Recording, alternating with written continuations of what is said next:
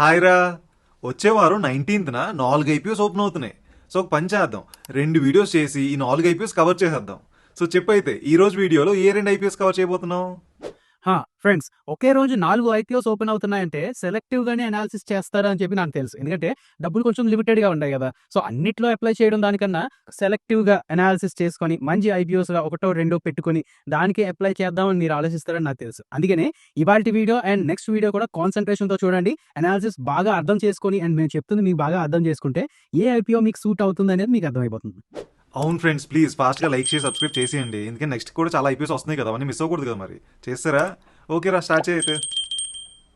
Right. ఒక 4 IPOs Sreeji shipping, gem aeronautics, Patel retail and Vikram solar ఉన్నాయి కదా. ఇందులో విక్రమ్ సోలార్ కి యూఎస్ టారిఫ్స్ లాగా అక్కడ లైక్ సోలార్ ప్యానెల్స్ మీద వేస్తున్న యాంటీ డంపింగ్ డ్యూటీస్ అని వీటితో సంబంధం ఉంది. ఒక పక్క పాజిటివ్స్ ఉన్నాయి, ఒక పక్క నెగిటివ్స్ ఉన్నాయి. సో ఈ వీకెండ్ తాలూకా మొత్తం ఆ అప్డేట్స్ అని వీటి మీద అప్డేట్స్ మొత్తం చూసుకున్నాక అప్పుడు సోమవారం దీని మీద వీడియో చేసుకుందాం. ఒక అప్డేటెడ్ వీడియో లాగా ఉంటుంది అనమాట అది. So Patel retail and Vikram solar గురించి మండే చేసుకుందాం. ఈ వీడియోలో gem aeronautics and Sreeji shipping global గురించి మాట్లాడుకుందాం. ముందు ఈ శ్రీజీ షిప్పింగ్ ఐపీఓ గురించి డిస్కస్ చేస్తే, అందులోనూ దీని బిజినెస్ మోడల్ గురించి మాట్లాడితే పేరు చూడగానే షిప్పింగ్ అని ఉన్నారు కాబట్టి ఇదేదో పెద్ద షిప్స్ నడుపుతూ ఉంటుంది అనుకుంటూ ఉంటారు.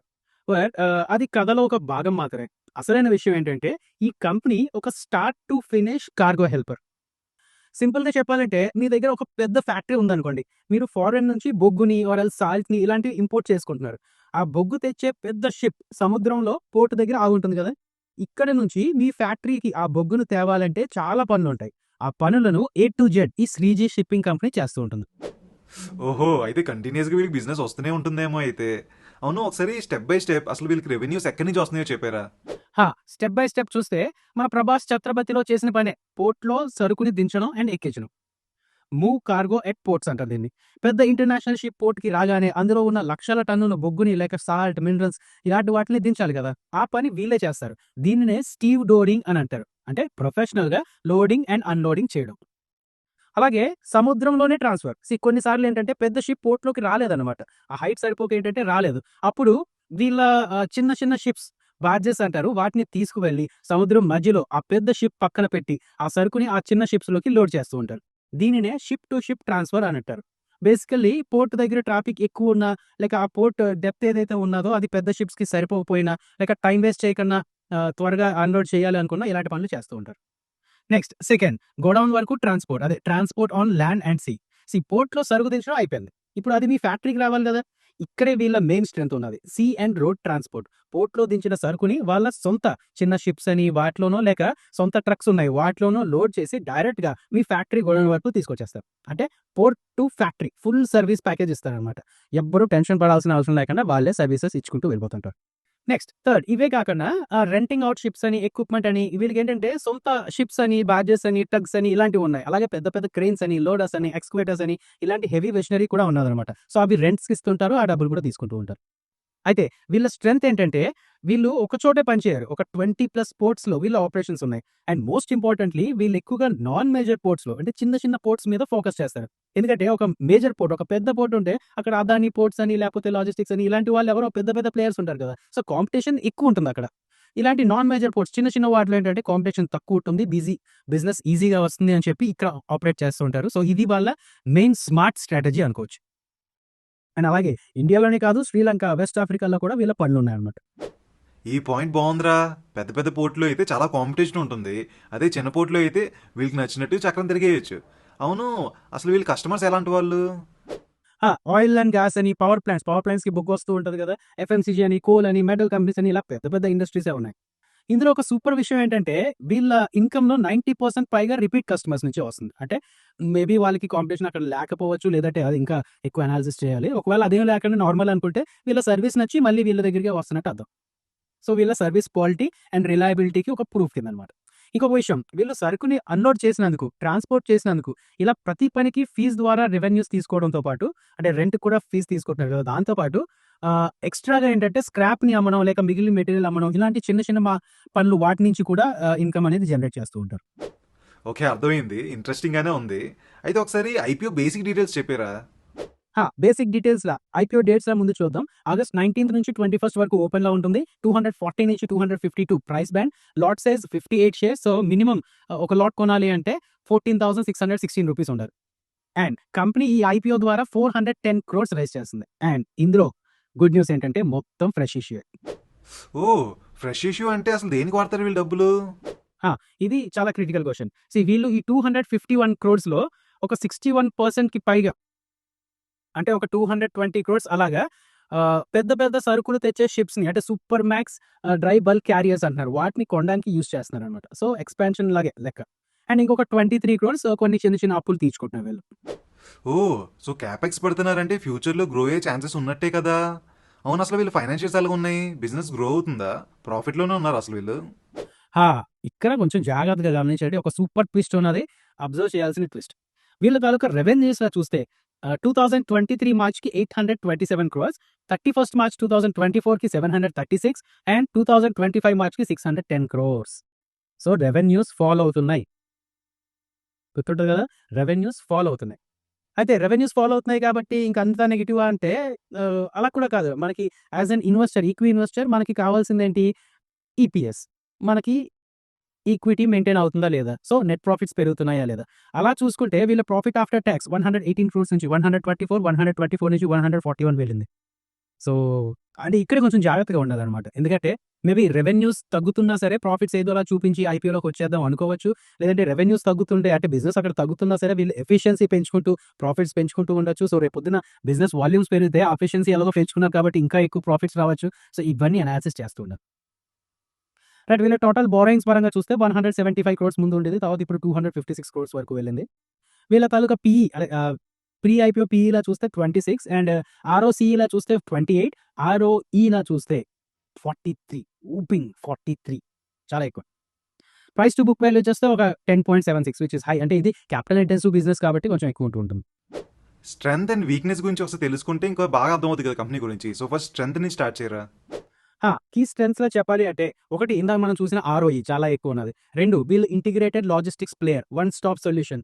సో, అన్ని సర్వీసెస్ ఒకే చోట వస్తుంది కాబట్టి బిజినెస్ ఎక్కువ వచ్చే ఛాన్సెస్ ఉంటాయి. 2 హ్యూజ్ ఫ్లీట్, సొంత ఆస్తులు చాలా ఎక్కువ ఉన్నాయి. 80+ వెసెల్స్ ఉన్నాయి, 370+ హెవీ మెషిన్స్ ఉన్నాయి. సో, దీనివల్ల ఏంటంటే ఆపరేషన్ ఎఫిషియన్సీ పెంచుతుంది. వేరే వాళ్ళు రెంట్ తీస్తే వాళ్ళకి ఎక్కువ డబ్బులు ఇస్తున్నారు కదా. అండ్ ఇంకొకటి ఏంటంటే వేరే వాళ్ళ మీద డిపెండెన్సీ లేదు అనేది చెప్తూ ఉంటుంది. 3 స్ట్రాంగ్ కస్టమర్ బేస్, నమ్మకమైన కస్టమర్స్ అనమాట. ఆయిల్ అండ్ గ్యాస్ అని, ఎఫ్ఎంసీజీ అని ఇలాంటి వాళ్ళందరూ ఉన్నారు. కస్టమర్ లాయల్టీ కూడా బాగానే ఉంటుంది. 4 robust cargo handling and expertise బాగా ఉంది. డ్రై బల్క్ కార్గో హ్యాండ్లింగ్‌లో ఎక్స్పర్ట్స్ అన్నమాట వీళ్ళు. స్పెషల్‌గా నాన్ మేజర్ పోర్ట్స్‌లో కూడా హ్యూజ్ వాల్యూమ్స్‌తో ఎఫిషియెంట్‌గా హ్యాండిల్ చేస్తున్నారు. 5 కన్సిస్టెంట్ ప్రాఫిట్, లాభాలు బాగా పెరుగుతున్నాయి. చూస్తున్నాం కదా మనం. ఓకే, అయితే ఇప్పుడు మరి వీక్నెసెస్ పరిస్థితి ఏంటి? అదే రిస్క్లు ఏమైనా ఉన్నాయా అని చెప్పి. రిస్క్ పరంగా మాట్లాడాలి అంటే నార్మల్ పాయింట్స్‌లా కాకుండా కొంచెం ఎక్కువ డీప్‌గా మాట్లాడుకుందాం. First point revenue from operations decline అవుతున్నాయి. రెవెన్యూ తగ్గుతుంటే బిజినెస్ వాల్యూమ్స్ తగ్గుతున్నాయి అని అర్థం కదా. ఇప్పటి వరకు కంపెనీ లాభాలు పెరుగుతున్నాయి, అది ఆపరేషన్ ఎఫిషియన్సీ వల్ల పెరుగుతున్నాయి. కానీ రెవెన్యూస్ తగ్గడం లాంగ్ టర్మ్ లో ఒక concern. Second, high customer concentration. ఇది ఒక డబుల్ ఎడ్జ్ స్వాట్ టైప్ అనమాట. ఎందుకంటే పెద్ద కస్టమర్స్ ఉండడం మంచిదే, కానీ ఈ కస్టమర్స్ లో ఒకరు బిజినెస్ నుంచి వెళ్ళిపోయినా సరే లేక బిజినెస్ తగ్గినా సరే అది కంపెనీ యొక్క ఫైనాన్షియల్స్ మీద పెద్ద నెగిటివ్ చూపిస్తుంది. 3 dependency on oil, gas and industry. Oil and gas sector performance లో ఏదైనా చేంజెస్, డిమాండ్ లో ఫ్లక్చుయేషన్స్ లేదా రెగ్యులేటరీ చేంజెస్ వస్తే అది కంపెనీ బిజినెస్ ని, సో వీళ్ళ బిజినెస్ ని కూడా ఎఫెక్ట్ చేసే ఛాన్సెస్ ఉంటాయి. Next, geographical risk. వీళ్ళకి ఉండడానికి వేరే వేరే జియోగ్రఫీస్ లో బిజినెస్ ఉన్నా సరే గుజరాత్ పోర్ట్ నుంచి 72.23% రెవెన్యూస్ వస్తున్నాయి. Next, dependency on dry bulk commodities especially coal మీదే వీళ్ళు ఎక్కువ ఆధారపడి ఉన్నారు. 84.26% ఆఫ్ ద రెవెన్యూస్ కోల్ నుంచే వస్తున్నాయి అన్నమాట. సో అంటే కస్టమర్స్ లో కాన్సన్ట్రేషన్ ఉన్నది, జియోగ్రఫిక్ కాన్సన్ట్రేషన్ ఉన్నది, రెవెన్యూ మిక్స్ లో కాన్సన్ట్రేషన్ ఉన్నది. సో అది కొంచెం చూస్తూ ఉండాలి. అందుకనే నేను విడమర్చి చెప్పడం జరుగుతుంది అన్నమాట. అండ్ ఇంకా కొన్ని ఉంటాయి లైక్ సీజనల్ ఫ్లక్చుయేషన్స్, అది ఎలాగో అన్నిటికీ ఉంటూ ఉంటాయి. అండ్ వీళ్ళ అప్పులు కూడా కొంచెం ఎక్కువ ఉన్నాయి. అండ్ అన్నిటికన్నా ముఖ్యంగా ఎక్స్పర్ట్స్ చెప్తుంది ఏంటంటే ఇన్సూరెన్స్ పరంగా వీళ్ళు ఎక్కువ ఇన్సూరెన్స్ కడుతూ ఉండరు. అంటే ఇన్సూరెన్స్ కవరేజ్ ఎక్కువ తీసుకోవాలంటే ఎక్కువ ప్రీమియం పే చేయాలి కదా అని చెప్పి ఏదో బయటకి అలా చేస్తూ ఉంటారు. సో రేపు పొద్దున ఏమైనా యాక్సిడెంట్ లాంటివి ఏమైనా జరిగితే వీళ్ళు కొంచెం ఎక్కువ డెట్స్లోకి అంటే ఎక్కువ ఆబ్లిగేషన్స్లోకి వెళ్ళే ఛాన్సెస్ ఉన్నాయి అంటున్నారు. సో ఫైనల్ గా ఏమంటావు అయితే? ఇప్పటి వరకు మాట్లాడుకున్న పాజిటివ్స్ నెగిటివ్స్ చూస్తే మీకు అర్థమైపోతుంది. నన్ను అడిగితే మాత్రం నా పర్సనల్గా నేను ఫీల్ అవుతుంది హై రిస్క్ హై రివార్డ్ కేటగిరీలోకి వెళ్తూ ఉంటుంది ఇది. ఎందుకంటే కస్టమర్ కాన్సన్ట్రేషన్స్ అని, ఆ కాన్సన్ట్రేషన్ అన్ని ఎక్కువ ఉన్నాయి, రెవెన్యూస్ తగ్గుతున్నాయి. ఎంత ఈ నాన్ మేజర్ పోర్ట్స్లో చేస్తున్నా సరే కాంపిటీషన్ ఎక్కడో దగ్గర యాడ్ అవ్వచ్చు, బిగ్ ప్లేస్ అక్కడ కూడా కాన్సన్ట్రేట్ చేయొచ్చు, ఏమైనా జరగచ్చు అనమాట. అయితే పాజిటివ్స్‌లో చెప్పాలి అంటే 100% ఫ్రెష్ ఇష్యూ అండ్ క్యాపెక్స్‌కే మొత్తం వెళ్ళిపోతుంది. ఆర్ఓఈ మాత్రం చాలా టెంప్టింగ్‌గా ఉన్నది. 43% ఆర్ఓఈ ఎక్కువ. అండ్ ప్రమోటర్స్ తాలూకా ఎక్స్‌పీరియన్స్ అని కూడా బాగానే ఉన్నది. సో, అందుకనే చెప్తున్నాను high risk, high reward category. మీరు కూడా ఒకసారి అనాలిసిస్ చేసుకోండి. మీకు నమ్మకం ఉంటే అప్పుడు మీరు ప్లాన్ చేసుకోండి. సో అది ఫ్రెండ్స్, మీకు అర్థమైంది అనుకుంటున్నాను. సో చెప్పు అయితే నెక్స్ట్ ఐపీఓ గురించి చెప్పు. Next IPO Gem Aromatics. అయితే ఫ్రెండ్స్ లైక్ చేశారా లేదా? ప్లీజ్ మన వీడియోస్ మీకు నచ్చుతున్నా, యూజ్ అవుతున్నా లైక్ చేస్తూ ఉండండి, షేర్ చేస్తూ ఉండండి, సబ్స్క్రైబ్ చేస్తూ ఉండండి. అండ్ అలాగే ఐపీఓస్ అప్లై చేయడానికి ఏంటంటే మల్టిపుల్ అకౌంట్స్ అంటే మీ పాన్ అకౌంట్‌లోనే ఉన్న మల్టిపుల్ అకౌంట్స్ కాదు. మీ ఫాదర్ పేరు మీద ఒక అకౌంట్ క్రియేట్ చేసి అందులో అప్లై చేయడం. అలాగా డిఫరెంట్ పర్సన్స్ దగ్గర ఒక్కొక్క లాట్ అప్లై చేసుకుంటూ ఉండడం మంచిదనమాట. అందుకనే ఎలాగో మీరు వేరే అకౌంట్స్ ఓపెన్ చేయాలి కాబట్టి మా రిఫరల్ లింక్ ద్వారా మా కింద ప్రతి వీడియో కింద ఉన్న డిస్క్రిప్షన్ బాక్స్‌లో ఉన్న రిఫరల్ లింక్ ద్వారా అకౌంట్ ఓపెన్ చేసుకుంటే మీరు మాకు కూడా సపోర్ట్ చేసిన వాళ్ళు అవుతారు. రైట్. కంపెనీ పేరు జెమ్ ఆరోమేటిక్స్. పేరులోనే ఉన్నది ఆరోమేటిక్స్. ఆరోమేటిక్స్ అంటే సువాసన, ఫ్రాగ్రెన్స్ అనమాట. సో, అదే సువాసన మన పోర్ట్‌ఫోలియోస్‌కి ఇవ్వగలదా లేదా అనేది చూద్దాం. ఫస్ట్ అసలు ఈ కంపెనీ బిజినెస్ ఏంటో అర్థం చేసుకుందాం. జెమ్ ఆరోమేటిక్స్ అనేది ఒక స్పెషల్ ఇంగ్రీడియెంట్స్ కంపెనీ. మింట్ అని, మింట్ తాలూకా డెరివేటివ్స్ అని ఇలాగంటే కొంచెం వాసనలొచ్చేది, కొంచెం టేస్ట్ వచ్చేది ఇలాంటి స్పెషల్ ఇంగ్రీడియెంట్స్ తయారు చేస్తారు. అదండి. సింపుల్‌గా చెప్పాలంటే మనం రోజు వాడే ప్రొడక్ట్స్ వెనక ఉన్న సీక్రెట్ ఇంగ్రీడియెంట్స్ వీళ్ళే తయారు చేస్తుంటారు. అంటే ఎసెన్షియల్ ఆయిల్స్ అని అంటే ఆవిరి నుంచి తీసే ఫ్రాగ్రెన్స్ ఆయిల్స్ అని, యారో కెమికల్స్ అని అంటే సువాసనిచ్చే కెమికల్స్ అని, దాంతో పాటు ఇంకా వాల్యూ యాడెడ్ ప్రొడక్ట్స్ అని ఇలాంటివన్నీ తయారు చేస్తూ ఉంటారు. ఇవి ఎక్కడ వాడతారంటే మనం రోజు వాడే కోల్గేట్ పేస్ట్ చూడండి, డాబర్ ప్రొడక్ట్స్ చూడండి, Patanjali items, personal care creams, cosmetics, pain relief balms ఇలాంటి వాటిలో వీళ్ళ ఇంగ్రీడియెంట్స్ వాడుతూ ఉంటారు. సో, వాళ్ళు డైరెక్ట్‌గా బిజినెస్ టు బిజినెస్ మోడల్‌లోనే పనిచేస్తారు. ఒకసారి వీళ్ళ కస్టమర్స్‌లా చూస్తే వాళ్ళ క్లయింట్ లిస్ట్‌లో చూస్తే కోల్గేట్ పాల్మోలివ్ అని, డాబర్ అని, పతాంజలి అని, ఎస్‌హెచ్‌కేర్ అని, సిమ్రైజ్ అని ఇలాంటి పెద్ద పెద్ద నేషనల్ అండ్ ఇంటర్నేషనల్ కంపెనీస్ వీళ్ళ కస్టమర్స్. సో, బేసిక్‌గా చెప్పాలంటే మనం వాడే చాలా వస్తువుల సువాసన, రుచికి కారణం ఈ కంపెనీ తయారు చేసే ప్రొడక్ట్స్. వీళ్ళకి ఇండియాలో ఉత్తరప్రదేశ్, గుజరాత్ లాంటి ఒక 3 చోట్ల మ్యానుఫ్యాక్చరింగ్ ప్లాంట్స్ ఉన్నాయి. ఓ, ఈ బిజినెస్ లైన్లో చాలా కాంపిటీషన్ ఉన్నట్టుంది కదా. అవును, అసలు ఈ ఐపీఓ తాలూ బేసిక్ డీటెయిల్స్ అని చెప్పారా ఫస్ట్? బేసిక్ డీటెయిల్స్ ఐపీఓ డేట్స్‌లో మాట్లాడుతుంటే 19థ్ నుంచి 21st వరకు ఓపెన్‌లో ఉంటుంది. Price band ₹309-325. మినిమమ్ అదే ఒక లాట్ సైజ్ 46 షేర్స్. సో, ₹14,950 ఉండాలి ఒక లాట్ ఎంప్లాయ్ చేయడానికి. ఈ ఐపీఓ ద్వారా వీళ్ళు 451 క్రోర్స్ కలెక్ట్ చేస్తున్నారు. అండ్ ఒక ట్విస్ట్ ఏంటంటే ఈ 451 క్రోర్స్‌ని 2 భాగాలుగా చూడాలి. ఒకటి fresh issue of 175 crores and offer for sale 276 crores promoters తీసుకెళ్ళిపోతున్నారు. Good question. ఇక్కడ కూడా ఈ 175 క్రోర్స్ ఏదైతే ఉన్నదో ఎక్స్‌పాన్షన్‌కి అలాగేం వాడట్లేదు. డెట్ రీపేమెంట్ కోసం వాడుతున్నారనమాట. అండ్ జనరల్ కార్పొరేట్ పర్పసెస్ కోసం. Fresh issue 175 క్రోర్సేనా? అసలు ఏం చేస్తారు ఈ డబ్బులతో? ఫైనాన్షియల్స్ చూస్తే రెవెన్యూస్ పర్వాలేదు డీసెంట్‌గా పెరుగుతున్నది. రీసెంట్‌గా FY24లో 450 క్రోర్స్, FY24లో 500 క్రోర్స్ అనమాట. సో, ఒక 10% అలా పెరిగినట్టు. ప్యాట్‌లా చూసినా సరే ఒక 8%, 10% అలా పెరుగుతూ వెళ్తున్నట్టు. డీసెంట్‌గా అంటే మెల్లిమెల్లిగా అలా వెళ్తూ ఉన్నది. డెట్ టు ఈక్విటీలో చూస్తే బాగానే ఉన్నది. 0.78 అండ్ ఇంకా వీళ్ళు డెట్స్ తగ్గించుకోవడానికి ప్లాన్ చేస్తున్నారు ఈ ఐపీఓ నుంచి. అలాగే ఆర్ఓసీఈలో చూస్తే ఒక 16, రిటర్న్ ఆన్ నెట్ వర్త్‌లో చూస్తే ఆర్ఓఈ టైపే అనమాట. ఇది ఒక 18 అలా ఉన్నది. ఓ, సో ఎక్స్పాన్షన్ ప్లాన్ ఏం లేదన్నమాట అయితే వీళ్ళకి. అవును, వీళ్ళు ఫైనాన్షియల్స్ ఎలా ఉన్నాయి అయితే? కాంపిటీషన్తో పోలిస్తే అసలు వీళ్ళ బిజినెస్ ఎలా ఉంది, ఫైనాన్షియల్స్ ఎలా ఉన్నాయి, అండ్ వాల్యుయేషన్స్ కూడా ఒకసారి కాంపిటీషన్తో కంపేర్ చేసి చెప్పరా ఒకసారి. ఒకసారి కాంపిటీటర్స్‌తో కంపేర్ చేస్తే క్లీన్ సైన్స్ అండ్ టెక్నాలజీ అని చెప్పి, ప్రివి స్పెషాలిటీ కెమికల్స్ అని వీటితో కంపేర్ చేస్తే పీఈ రేషియో కొంచెం తక్కువలోనే కనబడుతుంది. అయితే వాళ్ళ తాలూకా గ్రోత్, వీళ్ళ తాలూకా గ్రోత్ వేరు వేరు కదా! అండ్ వాళ్ళ తాలూకా సైజ్, వీళ్ళ తాలూకా సైజ్ కూడా వేరు. సో, అంటే మామూలుగా చెప్పాలంటే డీసెంట్‌గా ఉన్నట్టే. వీళ్ళ గ్రోత్ బాగా చూపించగలిగితే, ఫ్యూచర్‌లో గ్రోత్ చూపించగలిగితే ఈ వాల్యుయేషన్ సస్టైనబులే అన్నమాట. అంటే ఇక్కడ నుంచి బాగా గ్రోత్ పెరుగుతూ ఉంటే షేర్ ప్రైస్ కూడా పెరిగే ఛాన్సెస్ ఉన్నాయి. అయితే ఈ కంపెనీకి ఉండే రిస్క్ల గురించి కూడా చెప్పారా అయితే?